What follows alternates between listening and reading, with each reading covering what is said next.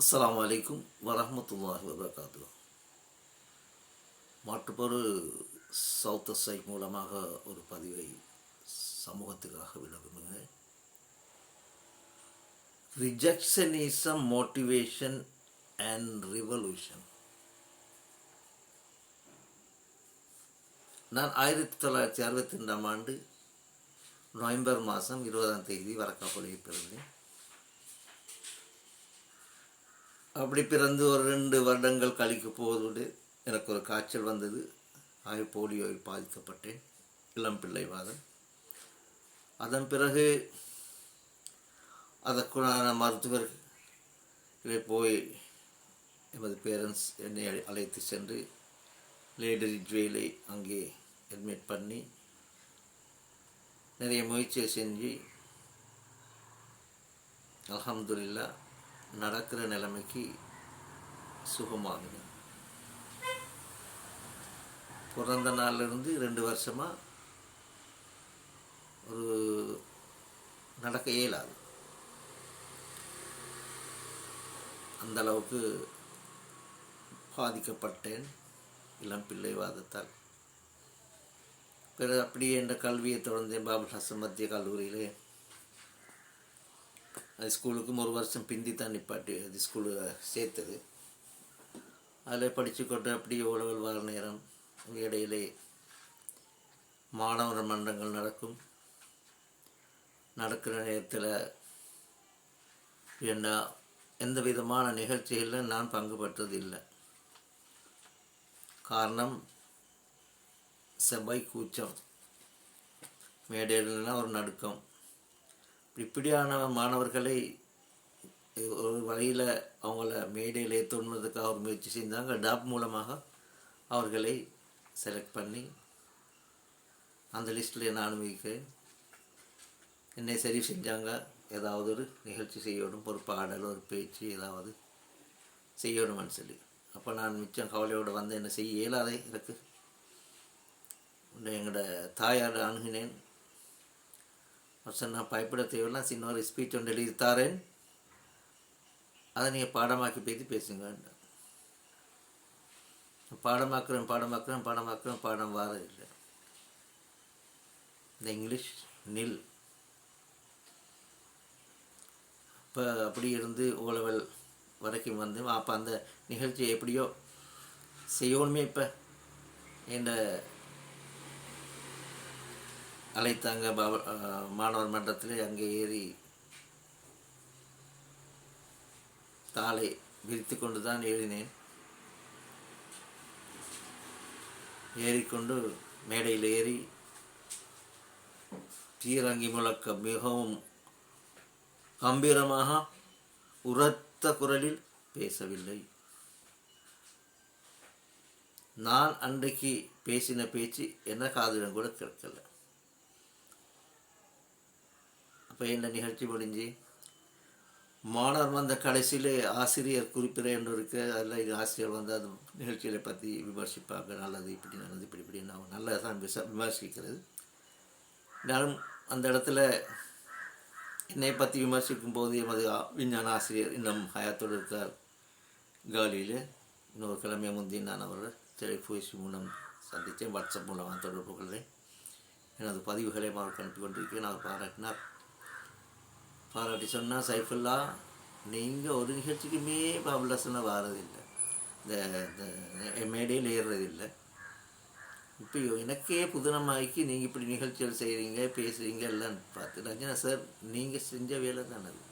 நீங்கள் தான் என்னை ஊக்குவிச்சு. அது எப்படி என்கிட்ட சார் நீங்கள் ஆசிரியர் குறிப்புகளை வச்சு நீங்கள் ஏறின ஒரு மாணவர் வந்து பேசினார், சர்வதேச மொழியில் இன்டர்நேஷ்னல் லாங்குவேஜில் பேசினார், அது அவர்கிட்ட காதுலையும் கேட்கல என்றதை நான் ஒரு சேலஞ்சாக எடுத்தேன்.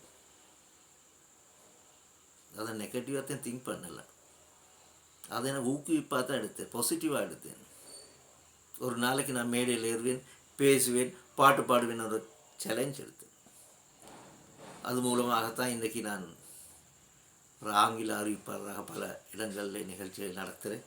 நேரத்தில் என்னை அழைக்கப்படுவார்கள், நான் போவேன், செய்வேன். கல்லலியில் ஒரு ஓஃபனேஜிலும் கூட ஆங்கில ஆசிரியராக நான் அவர் பிள்ளைகளுக்கு படித்து கொடுத்த சந்தர்ப்பங்கள் இருக்குது.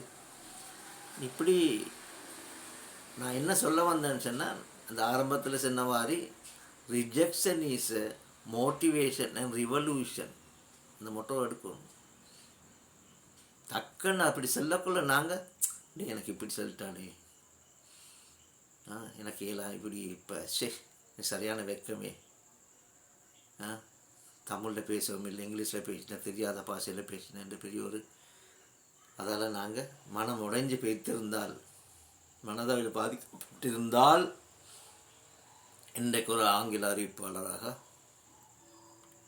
சமூகத்துக்காக சவுத் சைஃப் மூலம் என்ற மூலையிலே வாளின் குரல் என்ற முறையிலே என்னுடைய உரைகளை நான் நிகழ்த்தி கொண்டிருக்கிறேன். யூடியூப் வரைக்கும் நான் இப்போ போக காரணம், அன்று அந்த விஞ்ஞான ஆசிரியர் எழும்பி இந்த ஸ்பீச் இங்கிலீஷில் பேசுகிறது காதலையும் கேட்காது என்று சொன்னது தான் நான் அதை பாசிட்டிவாக எடுத்து நான் முயற்சி செய்தேன். அதற்கு பிறகும் பல சந்தர்ப்பங்களில் சிலர் என்னை மோட்டிவேஷன் அனௌன்ஸ் பண்ணி கொண்டிருக்கிற நேரத்தில் நிப்பாட்ட சந்தர்ப்பங்கள் இருக்குது. அவருக்கு இன்வைட் பண்ணவான இங்கிலீஷில் அவசியம் இல்லைன்னு சொன்னக்கூடிய தான் பட்டதாரிகள் கூட அவர்கள் இங்கிலீஷ் தெரியாது அவங்களுக்கு. அதனால் அவருக்கு ஒரு பாதிப்பு, சாதாரண ஒரு மனுஷன் வந்து இங்கிலீஷில் செய்கிறாரு நிகழ்ச்சிகளை என்ற ஒரு அவங்களுக்கு ஒரு பொறாமை வந்து சில இடத்துல வெட்டினாங்க. ஒரு சந்தர்ப்பத்தில் நான் அனௌன்ஸ் பண்ணி கொண்டிருக்கிறேன்,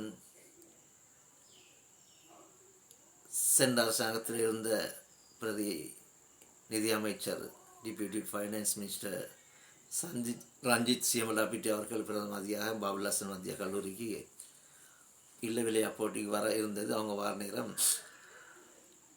நான் இங்கிலீஷில் அனௌன்ஸ் பண்ணி அவரை வரவேற்று கொண்டிருக்கிறேன். அப்போ பேண்ட் போய்த்து கொண்டிருக்கேன். பேண்டோட என் அழகாக நான் தான் கொடுத்து கொண்டிருக்கிறேன். நேர்முக வர்ணனை கொடுக்குற மாதிரி கொடுக்குறேன். அந்த இடத்துல ஒரு ஆள் ஓடி வந்து நிப்பாட்டிப்பாங்க, பேண்ட் சத்தம் கேட்கலன்றார். அதனால தெரியுமா, பொறாமையில் தான் நிப்பாட்டு சரி, என்ன பிரச்சனை பண்ணி கொள்ளையில்லாது நான் நிப்பாட்டினேன். நிப்பாட்டின பிறகு சிங்களத்தில் அறிவிப்பு ஆளர் அவர் வந்து டக்கண்டு சிங்கள சகோதரர் அவர் எடுத்து ஸ்டார்ட் பண்ணார். அவர் பேசாமல் போகிறாரு, என்னையே நிப்பாட்டினவர் அவரை நிப்பாட்டல. இப்போ நாங்கள் விலை கொள்ளணும், ஏன் நிப்பாட்டுன்னு சொல்லி இங்கிலீஷில் சைன் ஆகிறாரு. ரஞ்சித் சியமலாபிட்டி அவர்கள் பார்த்து கொண்டு என்ன வராரு, அவர்கிட்ட அணுகுவார், கிட்ட இன்னபடி ஒரு பொறாமை வந்து அப்படி நிகழ்ச்சிகள் நிப்பாட்டின சந்தர்ப்பங்கள் இருக்கிறது. ஒரு நிகழ்ச்சியை முடிஞ்சதோடு அத்தை கொடுக்கலாம், மைக்கு அவருக்கு கொடுக்க வேணும் என்று சொன்ன சந்தர்ப்பங்கள். அவர் மிச்சமாக நல்லுள்ளம் இல்லை, அவர் பொறாமை காரணமாகத்தான் அவர் அப்படி சொன்னார். நான் இங்கே என்ன சொல்ல வந்தேன்னு சொன்னால், ரிஜெக்ஷன் இஸ் எ மோட்டிவேஷன். நீங்களை ரிஜெக்ட் பண்ணி கொண்டிருக்கக்குள்ள நீங்கள் சலைந்து விட வேண்டாம், சலைக்க வேண்டாம். உங்களை ரிஜெக்ட் பண்ணுறா, உங்களுக்கு ஏலா, உங்களுக்கு அது செய்யலை, அப்படி இப்படின்னு கொம் பண்ணுறீங்களா, எலும்புங்க நீங்கள், அடிக்க எலும்புங்க நீங்கள், உங்களுக்கு முன்னுக்கு வரையிலும். அப்படி வாழ்க்கையில் பல சந்தர்ப்பங்களில் என்னை புறக்கணித்தனால தான் இன்றைக்கு நான் ஒரு மோட்டிவேட்டராக சமூகத்துக்காக சவுத் சைஃப் என்ற தலைப்பிலே அந்த குரலிலே நான் இன்றைக்கு சமூகத்துக்கான நல்ல விஷயங்களை பகிர்ந்து கொண்டிருக்கிறேன். அன்றைக்கு நான் மனதளவில் பாதிக்கப்பட்டிருந்தால், நான் அதை நெகட்டிவாக திங்க் பண்ணியிருந்தால், இன்றைக்கு நான் சமூக வலைத்தளங்களில், ஃபேஸ்புக்கில், வாட்ஸ்அப்பில், யூடியூப்பில் என்னை பார்க்க முடியாது. சைஃபுல்லான்னு சொன்னால் தாருன்னு தெரியாது. அல்லாவுக்கே எல்லா புகழும், அல்லாஹ் தந்த அருள். அதை வைத்து நான் இன்றைக்கு சமூகத்துக்காக குரல் கொடுத்து கொண்டிருக்கிறேன். யாருக்கும் சொல்ல வந்தது என்னண்டா, யார் ரிஜெக்ட் பண்ணுற ஆட்களே ரிஜெக்ட் பண்ண நீங்கள் அதை கணக்கெடுக்க வேணாம். உங்களுக்கு கேளான்னு சொன்னால் எனக்கு ஏழுமன்னு சொல்லிவாங்க. அடிப்படக்கள் எலும்புங்க, கம்பீரமாக எலும்புங்க, சேலஞ்ச் ஆகிடுங்க. வாழ்க்கையில் ஒரு புரட்சி ஒன்றை காணலாம். இன்ஷா அல்லாஹ் இத்துடன் எனது இந்த பதிவை முடித்துக்கொள்கிறேன். இன்னும் ஒரு சவுத் சைப் மூலமாக உங்கள் அனைவரை சந்திக்கும் வரை விடைபெறும் நான் சைஃபுல்லா ஜாஹித், சவுத் சைப். அஸ்ஸலாமு அலைக்கும் வரஹ்மத்துல்லாஹி வபரகாத்துஹு.